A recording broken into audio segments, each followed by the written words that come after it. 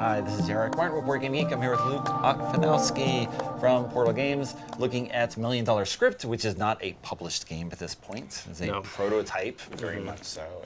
It has paper cards and sleeves and all sorts of things. But you can give us an overview of what this is. It seems like a very different game for Portal. It is. It's not a normal Portal game. Absolutely is. So we're really excited about this title. So it made me and my friends realize that we're creative geniuses that belong in Hollywood. Oh, and it'll do the same to you and your friends. So. Excellent. So Portal Games has been around making games for over 20 years, and we've never released a party game. We knew that if we had to release something like that, it would have to be something special, something really unique. So when we got that prototype from Daniel Stam, so Daniel is a Hollywood director. People might know him from movies 13 Sins and The Last Exorcism. Okay. And he's a lifelong gamer. And when we received that prototype, and we couldn't stop playing it during midday break, like lunch game time, we knew we had something special. So basically what Daniel's game does is it transports players to a Hollywood boardroom. Okay. So it's the time of the year when Hollywood has collected all of its market data, and it's time for the next $1 million screenplay. So they've done the market research, and they know exactly the hero-villain combination that audiences want to see. They know what they're trying to sell. And the studio is not taking any chances on all the other stuff, so they're just following the traditional plot arc. Right. So you and your friends are going to make two different writing teams.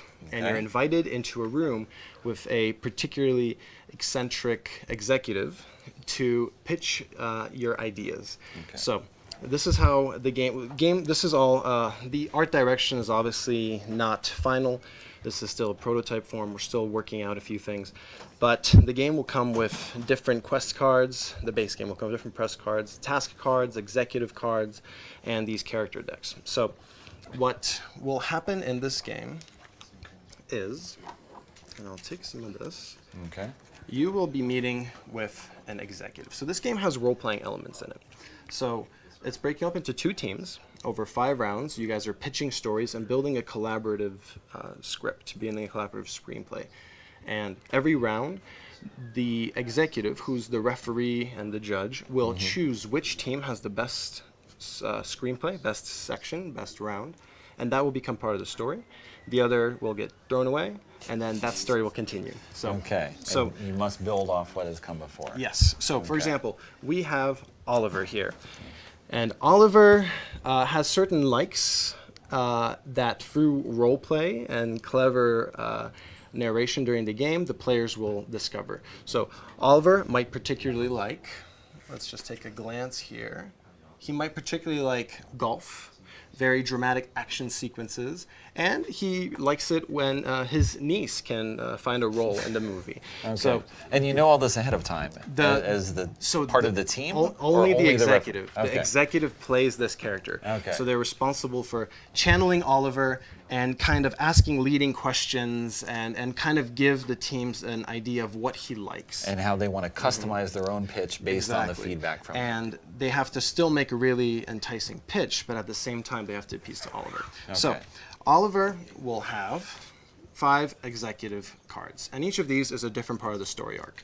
So for example, in the very beginning, we will say, all right, let's jump right into it. Market research sent over their latest data, and we'll take a look at what kind of hero they think will sell. So what you'll do is you'll draw from cards here, and you will generate a hero. So basically, so what we would have here in this situation, and there's multiple different genres you're playing. So for a first game, we always recommend playing a blockbuster genre. But then you have drama, you have fantasy, you have sci-fi, thriller. But in the case of a blockbuster, we have a blind hypnotist who is fanatically protecting a dark secret. Okay. And then we have to create a villain. So we would have a guilt-ridden couples therapist who thinks they can speak with a deity. So basically we have created through the cards a random villain and a random hero.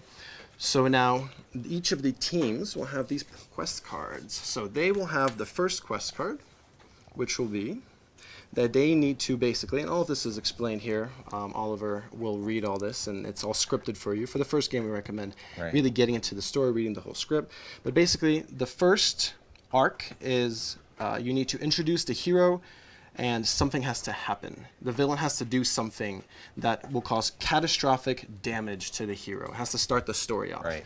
So the way it will work is each team will have a little bit of time, 3 minutes, to discuss amongst themselves, to decide kind of how they want to introduce this character and this villain into this story.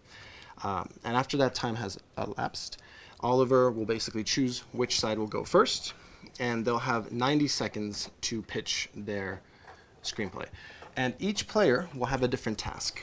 So we'll have a main narrator who is responsible not just talking about answering the questions that that has to be answered, but this narrator also has to create a story. And through that, he'll have the help of some other roles. So, for example, someone will be doing sound effects. Okay. Someone will be doing lines of dialogue. Someone will be doing a musical score. And they could either be prompted by the narrator when it comes in. They could be jumping in at the right moments. And they're really making this executive feel like they are there. Like team exactly. Pitch. With a team pitch. Then the other team will have their turn. And the executive will decide which one of these different pitches he likes the most for this first arc, and that will be made the main first arc of the story. But the executive might like certain parts of the other pitch that he might want to buy. He might want to buy a sound effect. He might want to buy a line of dialogue or a certain scene. So the team that got their pitch into the main story will get 4 points, but then the executive may buy some elements he likes at 3 points each, up to 3 points. And then the game plays on over 5 rounds, and every round you're trying to develop the plot further. So you're trying to, the villain the hero's trying to go into the villain's turf. There's a sidekick created.